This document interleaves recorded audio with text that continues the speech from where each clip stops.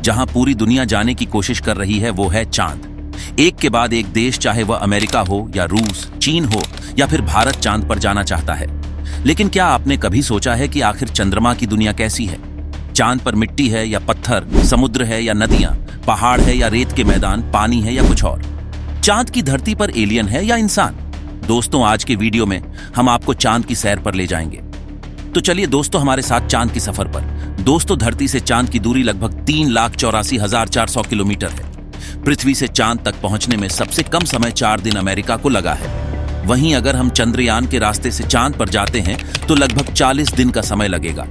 अगर यह मानकर चलें कि हम अमेरिकी स्पेसक्राफ्ट में बैठकर चांद पर जा रहे हैं तो हमें वहां पहुंचने में 4 दिन का समय लगेगा। 4 दिन बाद हम चांद की जमीन पर होंगे। चांद की जमीन पर उतरने के बाद तो हमें सबसे पहले दिखेगा चांद की जमीन। आपको चांद की जमीन उबड़ खाबड़ नजर आएगी। चांद की जमीन पर हर तरफ आपको बड़े बड़े गड्ढे दिखाई देंगे। जब आप चांद की जमीन पर खड़े होकर ऊपर की ओर देखेंगे तो आपको हमारा खूबसूरत ग्रह पृथ्वी नजर आएगा, जिसमें आपको पृथ्वी साफ साफ अपने अक्ष पर घूर्णन करती हुई नजर आएगी, लेकिन आसमान में हमेशा उसकी स्थिरता बनी रहेगी। अर्थात चांद पर खड़े होकर पृथ्वी को कई वर्षों से अगर हम निहारते रहे तो वह अपनी जगह से टस से मस नहीं होगी। चांद का गुरुत्वाकर्षण पृथ्वी के मुकाबले 6 गुना कम है, यानी चांद की जमीन पर जाने के बाद हमारा वजन 6 गुना कम हो जाएगा। यदि पृथ्वी पर आपका वजन 60 किलो है तो चांद की सरफेस पर आपका वजन केवल 10 किलो ही रह जाएगा। यानी चांद की जमीन पर उतरने के बाद आप अपने आप को काफी हल्का महसूस कर रहे होंगे। आप इधर उधर आसानी से उछल पाएंगे। इसी कारण नील आर्मस्ट्रांग जब चांद पर चल रहे थे तब उछल उछल कर चल रहे थे, क्योंकि दोस्तों, चांद पर पृथ्वी की तरह चल पाना संभव नहीं है। चांद की सतह पर नील आर्मस्ट्रांग और उनके साथियों के कदमों के निशान आज भी मौजूद हैं, क्योंकि वहां पर हवा ना होने की वजह से वह निशान मिटा नहीं है।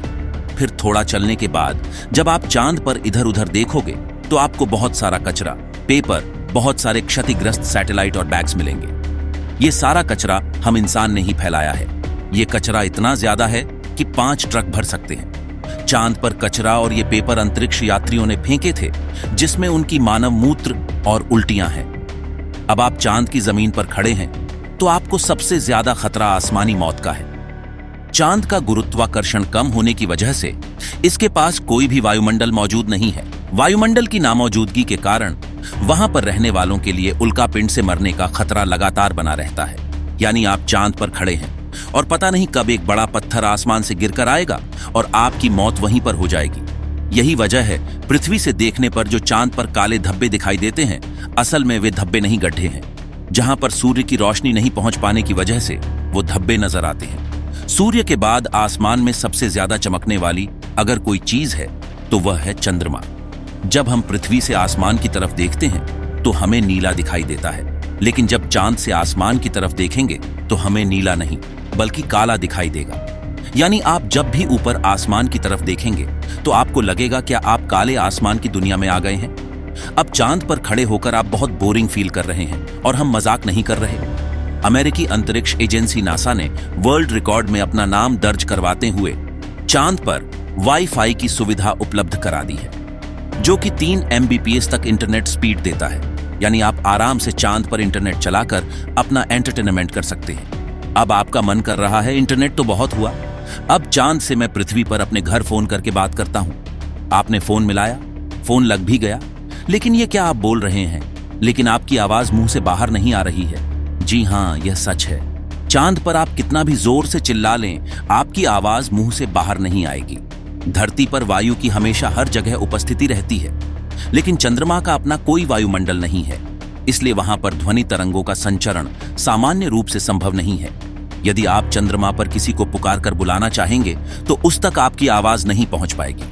परंतु चंद्रमा पर एस्ट्रोनॉट स्पेस सूट में रहते हैं, जिसमें ऑक्सीजन और नाइट्रोजन भरकर कृत्रिम रूप से वायुमंडलीय दबाव बनाया जाता है। इसलिए वे सूट में बात कर सकते हैं और उसमें लगे माइक्रोफोन की मदद से किसी अन्य व्यक्ति तक भी अपनी बात पहुंचा सकते हैं। इस तरह से चंद्रमा पर टेलीफोन के काम करने में तो कोई समस्या नहीं है, लेकिन आपको ध्वनि को अपने मुंह से माइक्रोफोन तक पहुंचाने के लिए किसी माध्यम जैसे वायु की आवश्यकता पड़ेगी, जो कि इस स्पेस सूट में ही संभव है। भविष्य में अगर चांद पर इंसानी बस्ती बनती है तो यह संभव है कि टेलीफोन से चांद पर बात की जा सकती है, लेकिन चंद्रमा से पृथ्वी तक सिग्नल पहुंचने में लगभग 1.27 सेकंड का समय लगता है।